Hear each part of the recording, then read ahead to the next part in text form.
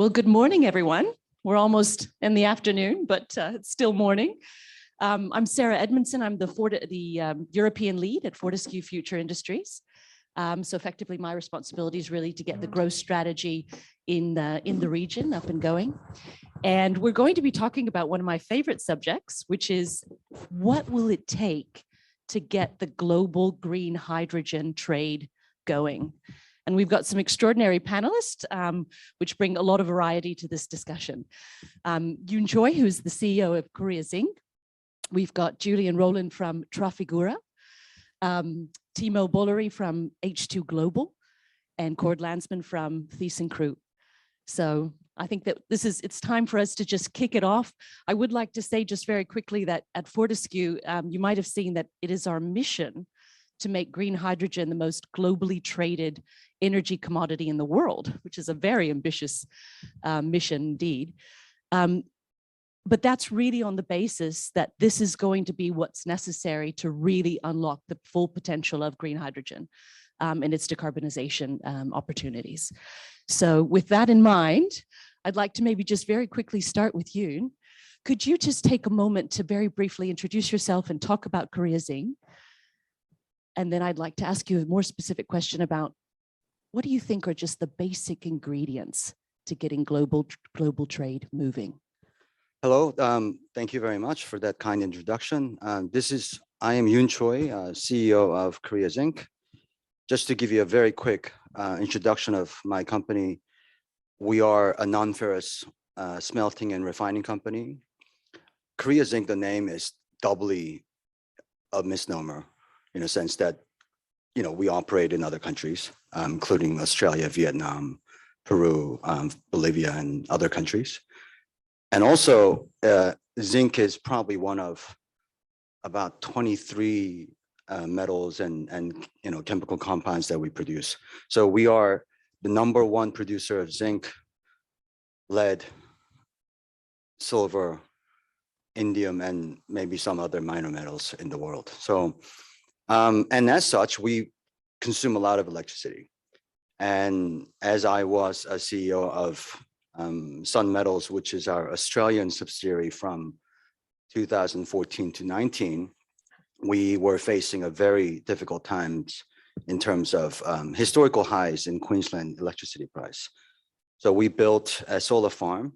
I'm really, abbreviating this extremely, but we built a solar farm. We liked it so much. We participated in this JV with Acciona to build a McIntyre, which has begun construction.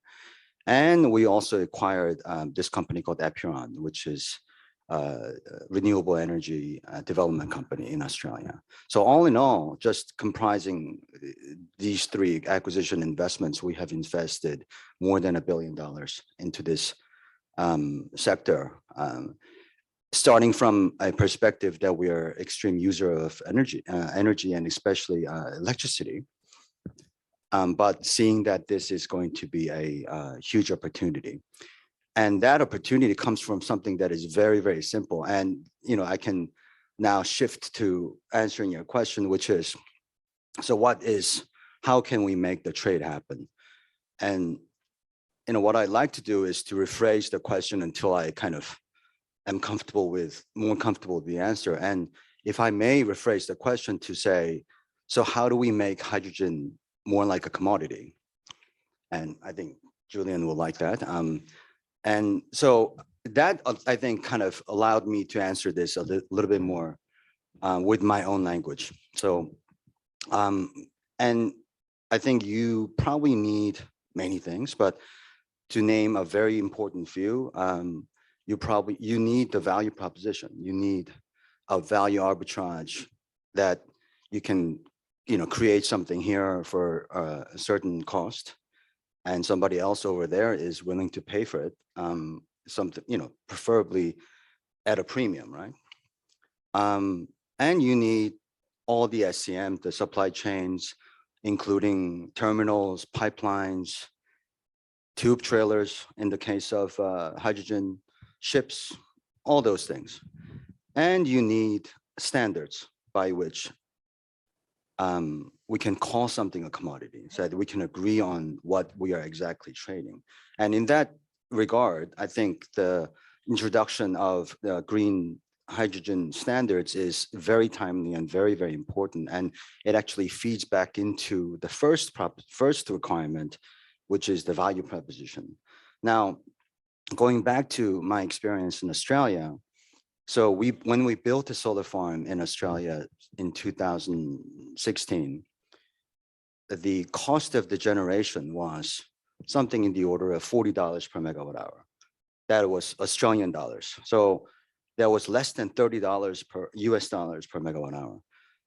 So if to put that into context, in Korea, we are paying industrial tariff in the average of something like $120 per megawatt hour. And we are still, we use a lot of this energy, and we are a very profitable company. So this is a sustainable price in Korea for whatever reason. Now, that's when we got interested in hydrogen. It's a very simple proposition, which is, electricity here in Australia, costs and its price is only $30, and over there is 120. There is quite a bit of arbitrage that we can exploit if we are able to, move this thing. And that's when hydrogen comes into play. And I think value proposition, probably out of the three things that I mentioned, is probably the most important and most difficult thing to get, because you can't just, write it down on a piece of paper. You have to, the actual value has to be created.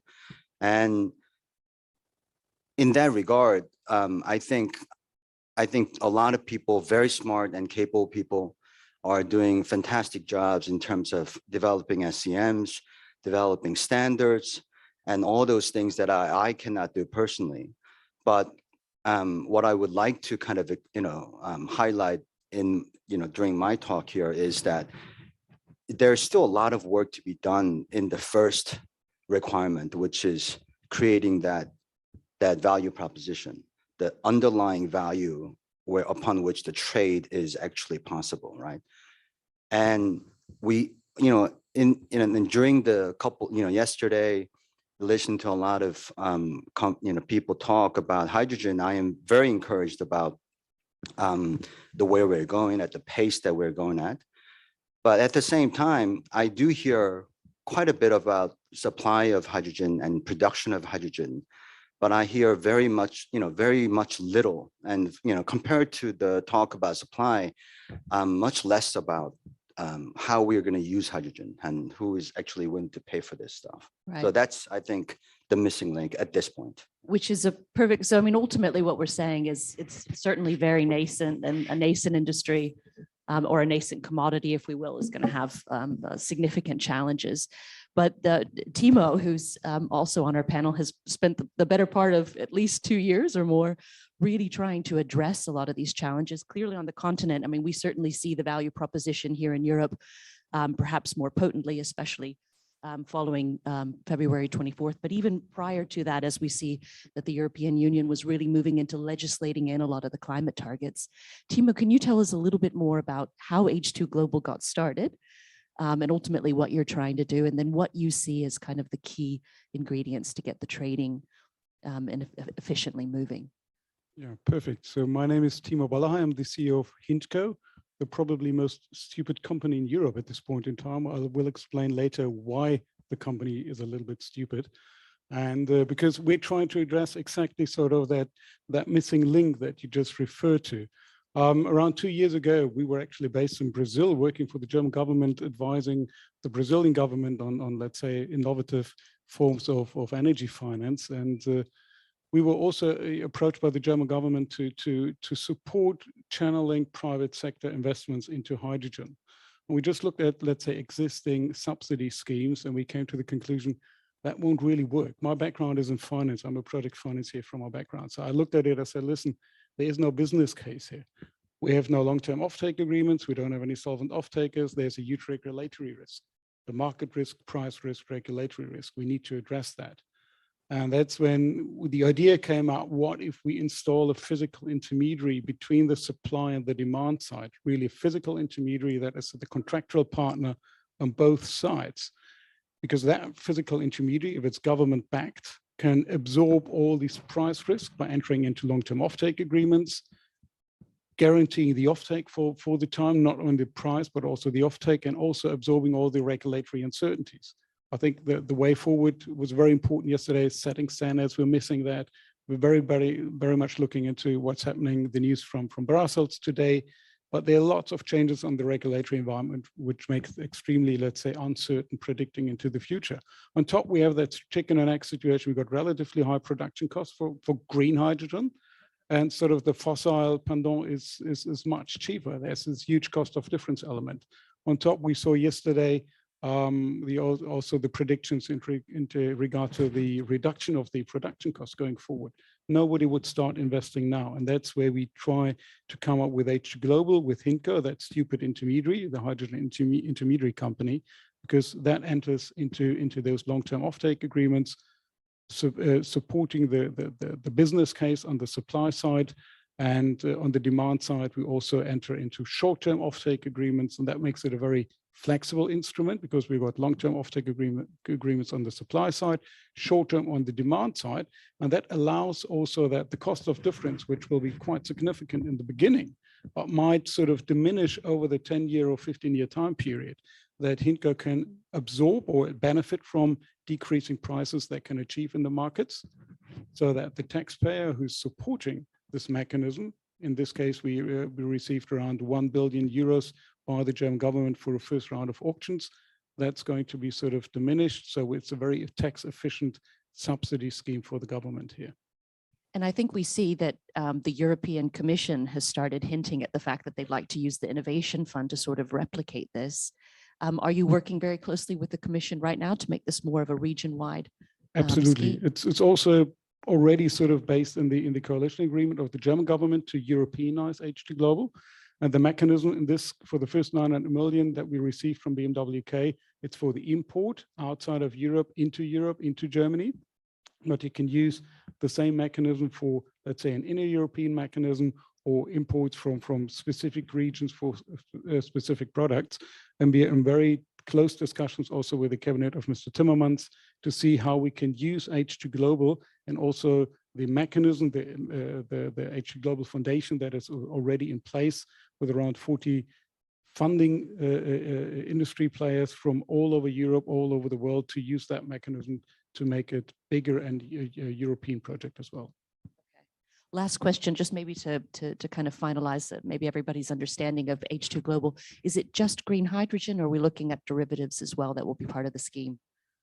For the first round of auction, because it's an auction-based mechanism, I didn't mention that earlier. The first round of auction is about 3 products, which is ammonia, methanol, and sustainable aviation fuel. So for future additional rounds, that might change, but it's been decided upon by the German government to focus on these 3 products at first.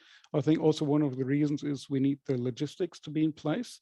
So we all know, there is no real pipeline in place at the moment, which could deliver. So we need sort of the right logistical facilities to also handle the transportation, and which is given, with these 3 products. Which is a perfect segue into the question I'd like to give Cord, because ultimately the logistics and the infrastructure is truly a barrier to global trade, isn't it? And ultimately understanding what vector we'll be using, what carrier we'll be using. So what are your views in terms of just looking at the 2030 horizon and maybe even and beyond? What do you see as maybe some of the best transportation options as well as the infrastructure needs? Yeah, good morning and good day. Thanks for having us here. In the room where it all happened. My name is Cord Landsmann. I'm the CEO of ThyssenKrupp Uhde. You said ThyssenKrupp. ThyssenKrupp is a big German conglomerate, and we have 3 parts. One is the big steel part, a big, let's say, demand holder for green hydrogen. One part is Nucera, is, let's say, manufacturer of electrolyzers. And the third part is what I'm responsible for, is the kind of what I call infrastructure part. ThyssenKrupp Uhde. We are an engineering company.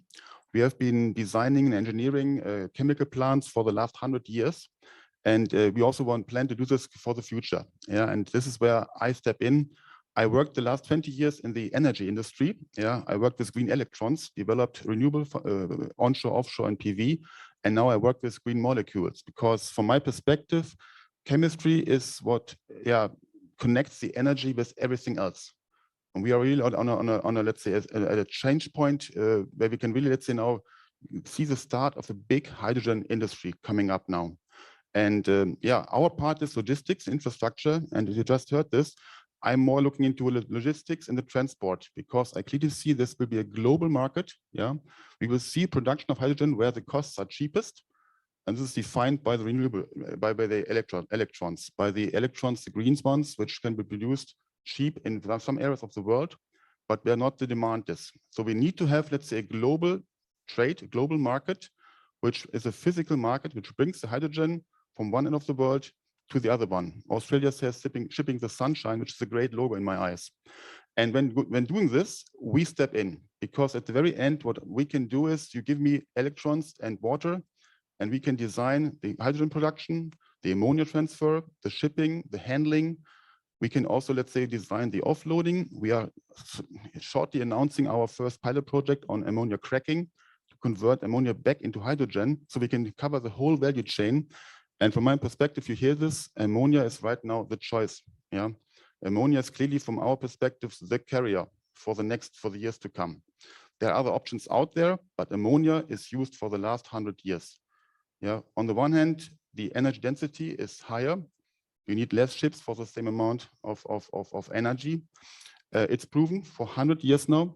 Logistics are in place. The ships, the handling, the storage, everything is there. And from my perspective, it's, let's say, sometimes called as toxic or difficult or dangerous. If you give it in the right hands, I think ammonia is a choice to be. You have not anything for the last 100 years, so there's enough confidence. For the next years, for sure, there might be other options long-term, but I think right now it's all about the speed and the courage, and there is logistics in place. So why not use it? From my perspective, very clear. And again, we are, let's say, ready, and what is needed now, get the places and the products in place, make sure we get now started.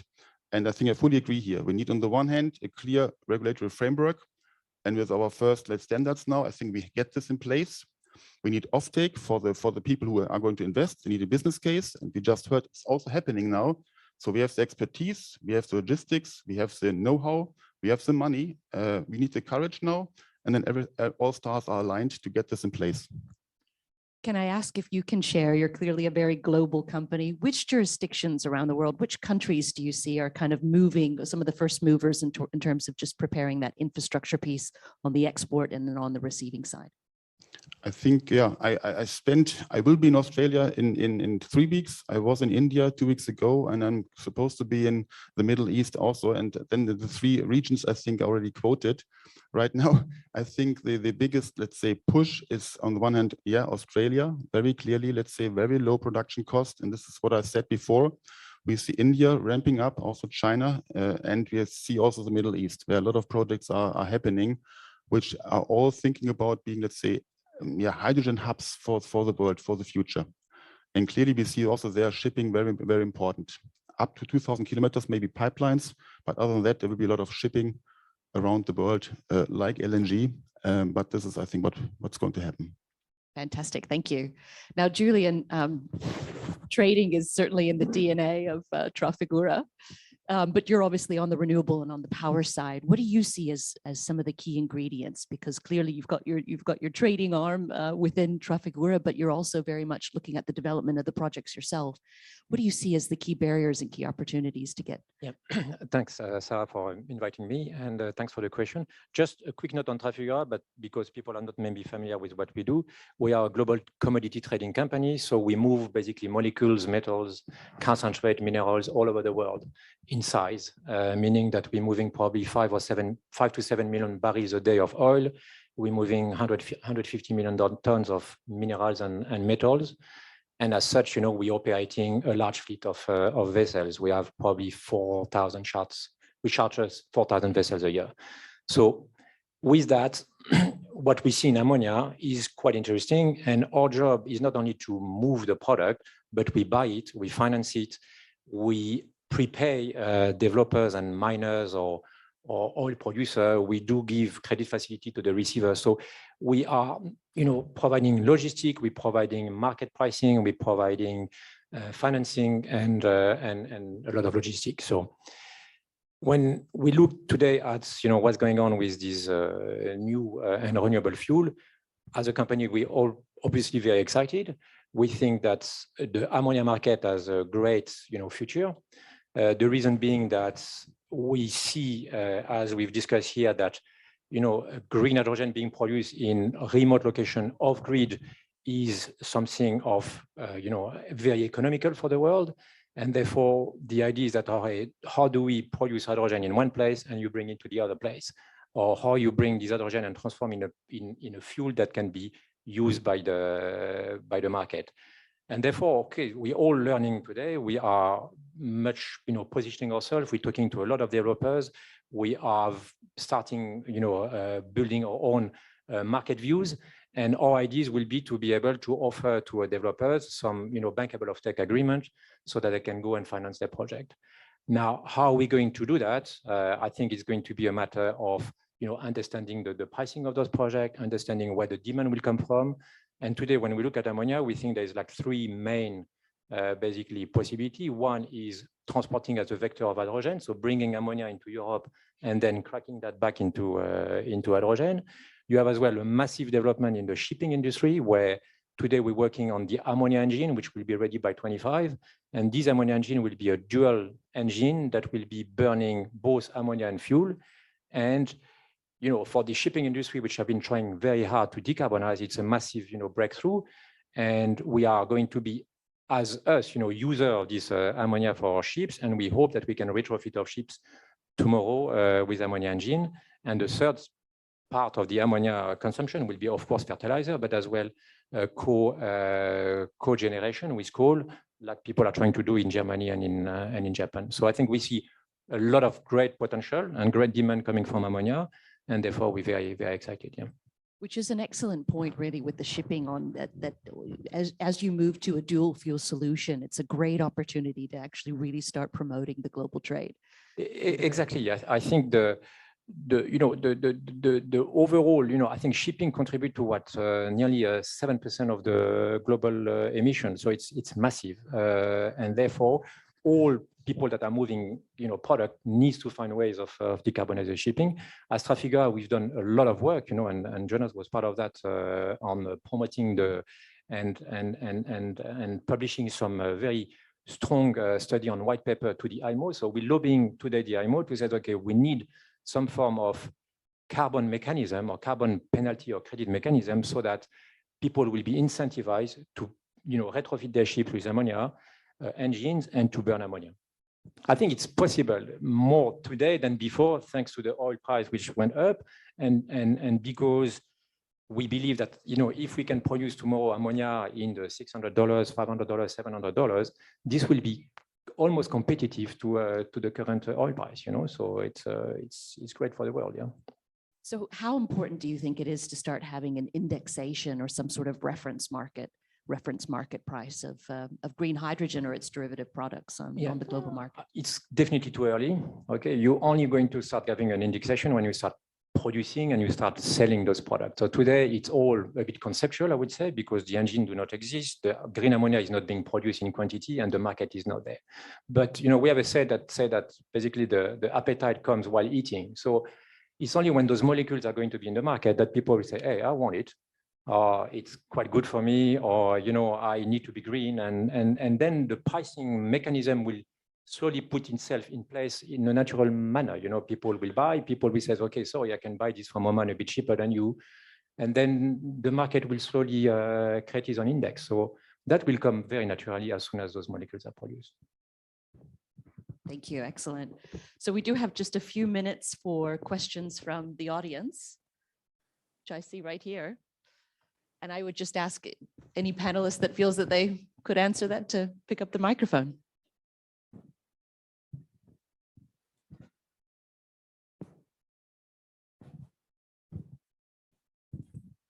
So I had a question because in the H2 Global Plan, one of the proposals is to price carbon emissions.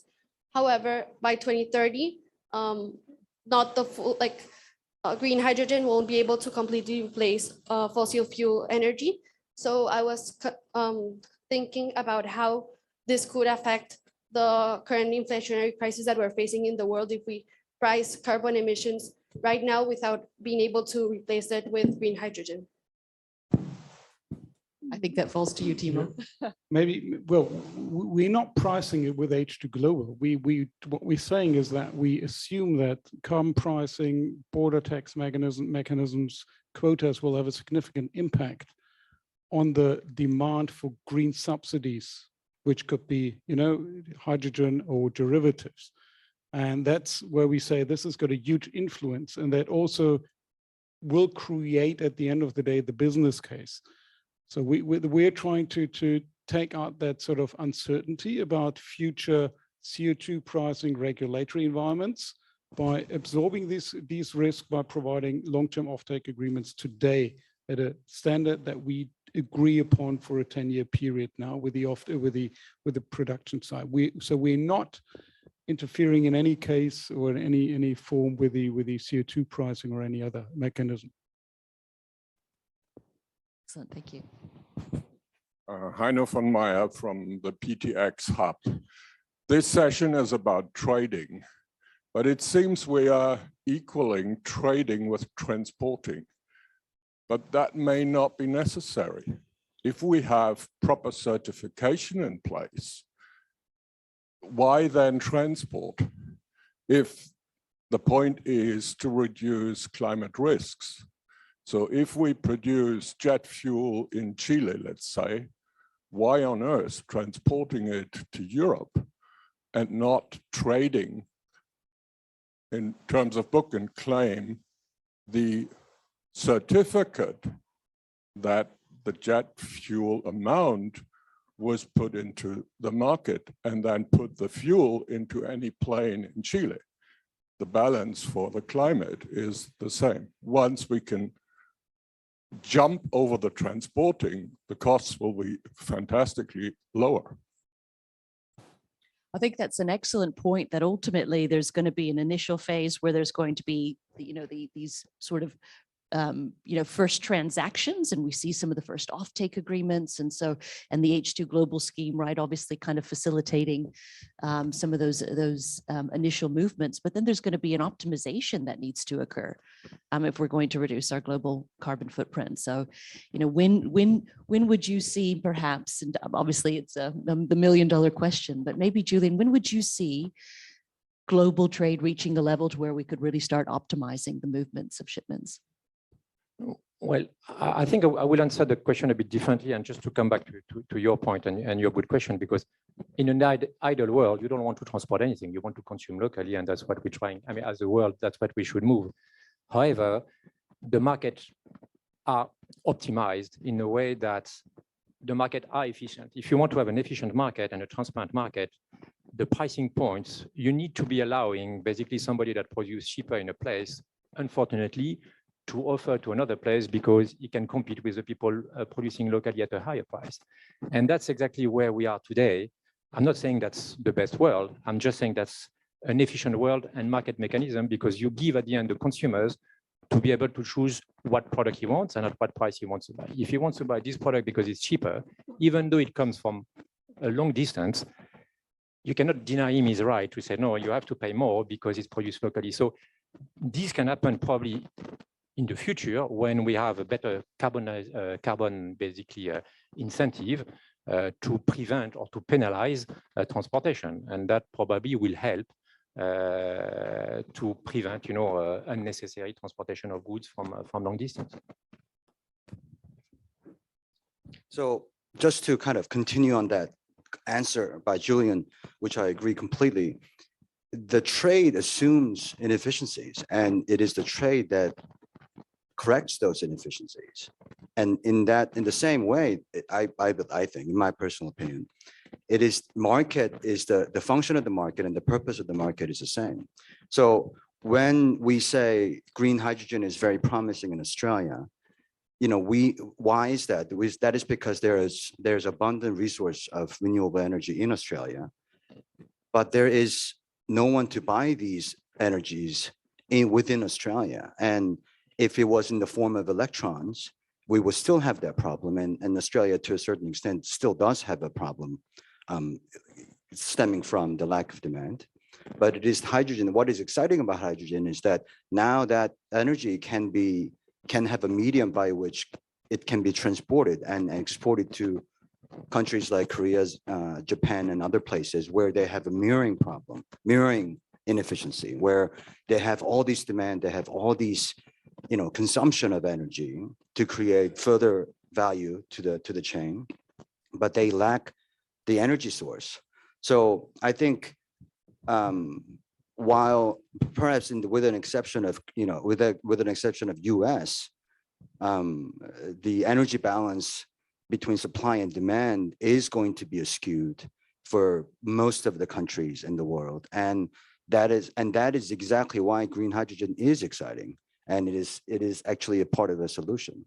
And just to add a few words to that, and going back to my point about value proposition, there are things still that we are leaving on the table, which is, for example, when I'm talking about the electricity price in Korea being 120 and electricity price in Australia being 30, we're not comparing apple to apple, oranges to oranges. We are talking about one, Australia green energy, and in Korea, we're talking about grid energy, which includes gas, coal, and other things.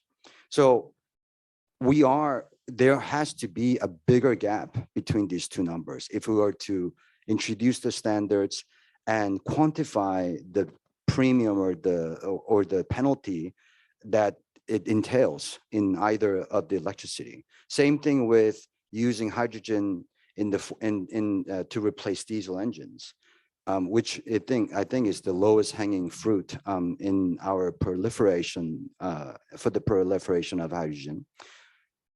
But we are still leaving a lot of big value on the table, because when we're replacing diesel, nobody is recognizing the fact that we are decarbonizing mobility, which is a huge portion of the emission in the world. So if governments, organizations, and the markets can move to recognize these premiums and penalties, and and recognition of the standards that we are in this GH2 is trying to establish, that will definitely enhance the tradability of these commodities, and in the end, it will help us to get to where we want to get to in terms of climate change initiatives. Thank you. Cord, would you like to comment as well? Yeah, maybe just add, I completely agree. I think it took some time also on LNG to, let's say, have a liquid market. Yeah, and it will also come, let's say, with green hydrogen. For sure, there will be a liquid market, also trade. But independent of this, there will be always transport. And this is also, for me, the first step. I think we are a global company, so I was in the US also. And I think US will be the only, I fully agree, the market which might, let's say, not rely on transport. They are going to the blue ammonia and blue things, yeah, and try to, let's say, decarbonize, let's say, in the country. But there are a lot of countries. I can just take, again, my company, ThyssenKrupp. If we just want to decarbonize our own steel company, yeah, this is a demand which equals, I think, almost 40% of today's German household demand, yeah. It's huge quantities, and the German government is very much supporting also against, let's say, the horrible things that are happening in Eastern Europe to be independent. But there's no way to, let's say, have enough own power to decarbonize industry and also decarbonize, I think, energy production. And therefore, there will be also physical trading, physical transport happening going forward. Yeah, also with other countries, there will be some transport, and on top, I see trading developing. But physical transport will be happening on a global basis for sure. Fantastic, thank you. I think we've got time for one more question. There was one. Or two more questions. Thank you. My name is Casper. I work for the Global Maritime Forum working on shipping decarbonization. One of the drivers for green hydrogen is the need to decarbonize our economies. And that, of course, also includes the transport sector. What we've seen in the past, and we talked a lot about this yesterday, about the demand coming from the customer. So shipping is a potential customer of green ammonia as a fuel. But of course, that price increase has to be, especially in the emergent phase, been passed on to a customer, the cargo owner. Most of us here in this room are looking into the potential of producing and selling green ammonia, green molecules, is there also a willingness to support the transition of the shipping industry using green ammonia as a fuel to also decarbonize that and create that 100% green value chain? And what are the actions you're taking? Thank you. Maybe I could answer to that a little bit. Obviously, we thought about that as well, how we can sort of increment already sort of green transportation into H2 Global. I think for the first round of auctions, this will be sort of not be in the scope, but we have sort of ideas and because we got exactly the same situation, we have a cost of difference elements which needs to be bridged. And there are already ideas how we can maybe combine this already with the trades that we're facing here. In order to allow and enable also sort of the transition in the shipping industry towards green shipping. That would be ideal. We would, I don't know, source green ammonia in Australia, in Chile, wherever, and utilize the shipment already as a firing power for the ships. That would be the ideal situation. And there are already ideas to increment that into the H2 Global model. Yeah, just to add one thing, I think we are working on a carbon levy with the IMO today, and I think it's starting getting some legs with the support of Japan and other countries. And we believe that I think hopefully there will be a carbon mechanism whereby people using emitting fuel, I would say, or fossil fuel will have to pay a penalty versus the people using ammonia getting a credit for that.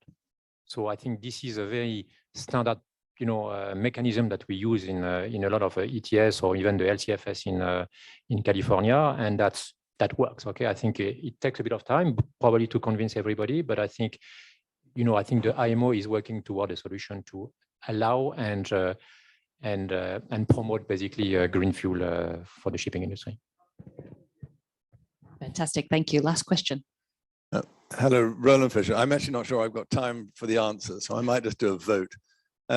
I've jumped into the hydrogen business from LNG. I spent the last 15 years on what I thought was a pathway to a greener future, supporting gas development. Listening to the panel, and we call this the green hydrogen. Listen, panel, I'm interested whether we're actually talking about shipping hydrogen, or if in the next decade, we're really talking about shipping something other than hydrogen, be it ammonia or some other carrier. Because are we actually talking about a green ammonia industry or green, whatever that shipping industry? So let's have a quick vote, not to stop the room from coffee. Who thinks this is we'll be seeing scale shipping of hydrogen in the next 10 years on the panel? And who thinks it'll be something? My quick two words on that is exactly that, the LNG and gas. Okay, you have an LNG which is basically transporting nat gas in a liquid way, and nat gas which is basically traded locally through pipes, etc. I think ammonia and hydrogen are exactly the same process, whereby ammonia is the LNG equivalent of hydrogen for me. Same here. I think very clear, ammonia. Shipping ammonia instead of shipping hydrogen. It's cheaper. I said it. So it's hydrogen being shipped as pure hydrogen. No one on the panel thinks is realistic or likely.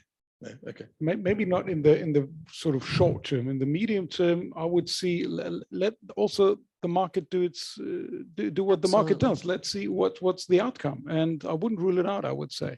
So for H2 Global, we are agnostic here. And there is more trade to, there's more trade than shipping too. Obviously, I mean, domestically, hydrogen, liquid hydrogen, pressurized hydrogen will definitely take precedence, and it will be more advantageous to do that than ammonia. But shipping, I mean, it is, I think, pretty clear that in the shipping context, ammonia does have some advantages. And there's, of course, also, just one word on that, because it's important to know, because it's a very simple number. The density of hydrogen into liquid hydrogen is 70 kilo per cubic meter, and ammonia is 120 kilo per cubic meter. So ammonia does carry much more hydrogen in the densitic way. So I think that's why, in terms of space, in terms of cost, it's better. Efficiencies will be critical during this nascent phase. Well, fantastic. Thank you so much to my panelists. I think that ultimately what we're seeing is it's extremely important with this nascent industry. It's extremely important that we really expand and lock in the value proposition. The advocacy piece is so critical, and obviously what Trafigura is doing with the IMO and others in terms of even just establishing quotas and obligations is going to be important to really underpinning some of that initial demand. I think it's exciting to see from Cord that actually we are starting from a physical standpoint. We can see the progress. We can see the export and import terminals being commissioned and being planned. And I think that's obviously the very start. We need to see that physical evidence of trade starting to move, and really exciting work, Timo, that you're doing, and so excited to see that be expand to the rest of the continent. I think that it's incredible. I don't know if you would have ever thought that this would have been the world leading contract for different scheme on green hydrogen. It was on a Saturday and a Sunday afternoon. We had the idea. That's amazing. So, but very exciting. But we can clearly see that that's also kind of underpinning some of the issues that, as Yoon was raising on the regulatory side, and obviously on that on closing the gap. So, thank you everybody for joining. I think that we'll probably be moving to coffee or to lunch very soon. Appreciate it. Yes.